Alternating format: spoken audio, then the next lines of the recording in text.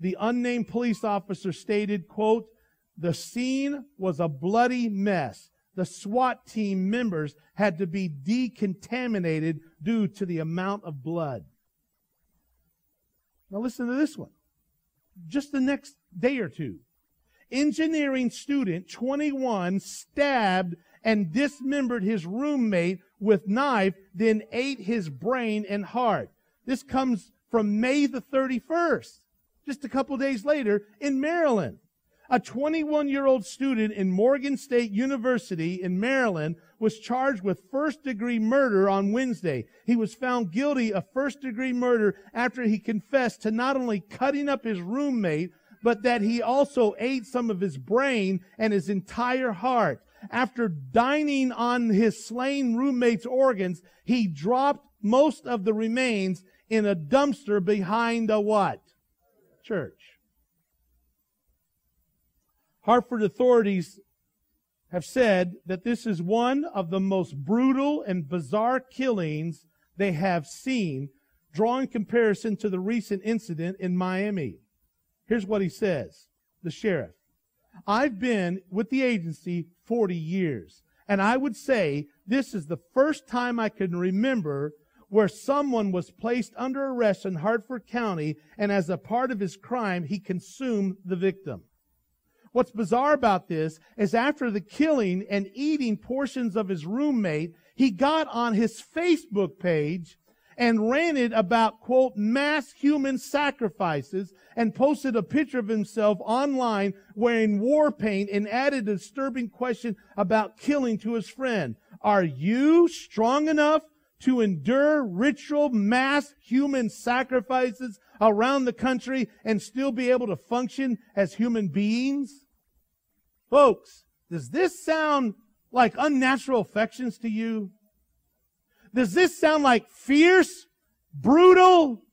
Does this have a tendency to sound like what the Bible said would be the events, the strange events that would take place in the last days? You know what's so bizarre about this?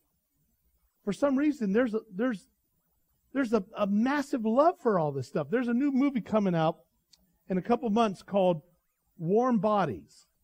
Believe it or not, it's a, quote, zombie love story. I guess we shouldn't be shocked knowing someone would eventually do it.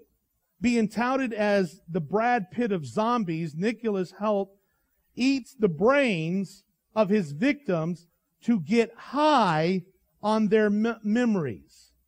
After eating the brains of a suicidal teenager, he develops a love for the teenager's girlfriend. Now, folks, who in their mind would sit and watch this stuff? But this is the best-selling types of movies today. By the end of the movie, I'm sure there will be a warm and fuzzy feeling about these undead, misunderstood, helpless zombies. Actually, the movie called Warm Bodies is slated for release this summer, has already been a feature story on MTV and other youth outlets. And by the way, in case you don't know, there is a real popularity right now among young people for zombies. And it's twisted with sex. One of the hottest new items in the world of books right now is a series of books, 3 series called 50 Shades of Grey. It's actually a 3-part book. There's a different title for it, but it's now #1 on the New York bestseller.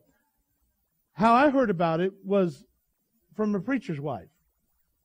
And they were asking, we were sitting and eating, she said, have you heard about this book yet? And I said, no. She said, well, it's a big popular thing. Well, come to find out, the book is a series of books. It's 3-part series on bondage and discipline and sadomasochism, which is a very twisted form of sexual outlet. I mean, it's the whole thing. It has nothing really to do with love and compassion, but it has everything to do with violence. And folks, I'm not even going to go there, but I will tell you this. It is shocking the amount of people that will read stuff like this. Matter of fact, I just got a text this morning from a an individual who tried to read, to help me on doing some research. She said, John, I have to say I can't read it. She said, I was married to a police officer. She said, I cannot tell you the things that I had to go through. She says, I got news for you. There's no way that anybody could read this without it affecting them. This is so deteriorating to the sex of a human being. And yet, folks, this is the hottest thing going. Now, the reason why this is so bizarre is because right at the same time, on May the 31st, we're just talking, what is today's date? Today is the 3rd. We're just talking less than a few days ago. Gay porn actor mailed body parts to Canadian government, filmed himself beheading victim before posting the horrific footage online. A gay porn actor suspected of sending dismembered body parts to government offices across Canada allegedly filmed himself hacking his victim's body with an ice pick and then posted the sickening video online. The man's maggot-ridden torso was found in a locked suitcase in his Montreal apartment. The sickening snuff video footage called One Lunatic, One Ice Pick was uploaded last week, showing a naked male, shows a naked male tied to a bed frame being attacked with both an ice pick and a kitchen knife. The film then shows the victim being stabbed, having his throat slashed to the soundtrack of True Faith by the band New Order. Folks, remember what it says? Remember it said having a form of godliness? Here's a band singing a song called True Faith, and the guy's doing this. Now watch this. He later decapitated and dismembered and sexually assaulted this dead guy. Now, folks, let me ask you a question. Do you think that the Scripture is true when it says, in the last days, difficult, hard times, dangerous times are coming? For men shall be lovers of themselves, proud, covetous, boasters, blasphemers, disobedient, and on down through the line, fierce, and saying all this stuff, unnatural affection. We're living in a culture today that literally you are the freak if you believe in a normal, healthy relationship with a husband and wife. You're the weirdo if you believe that's how life should be. Well, the Bible tells us that during the tribulation, it talks about 3 woes. In the book of Revelation, 3 woes. The word woe meaning judgments, but they're in distinct form. These are horrific woes to the world. All 3 of them have to do with the onslaught of demons and Satan. They're unleashed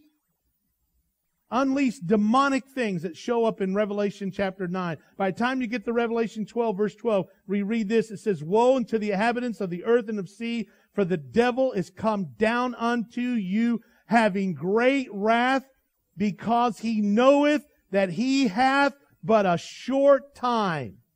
The Scripture says that he comes. Now, by the way, folks, Satan's not in hell. He hasn't ever been to hell. The Bible tells us he's the God of this social system. But he has access to heaven. But from this point on, starting in Revelation 12, he is cast down to the earth, and that is it. And as a result, he knows his time is short, and all, pardon the statement, all hell breaks out. That's what's going to happen. The next chapter will reveal, and I'll close this out this morning with the revelation of the Antichrist in chapter 13. But look at this. Many of you will remember this story, and how it applies to May is quite interesting.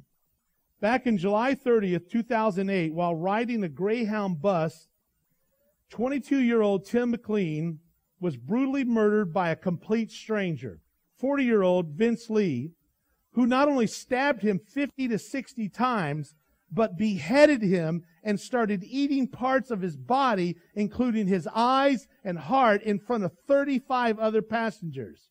Police said in court documents, Lee appeared as they're standing on outside, as everybody coming, they're at the scene. He appeared to smell and then eat parts of Tim McLean's flesh and lick blood from his hands.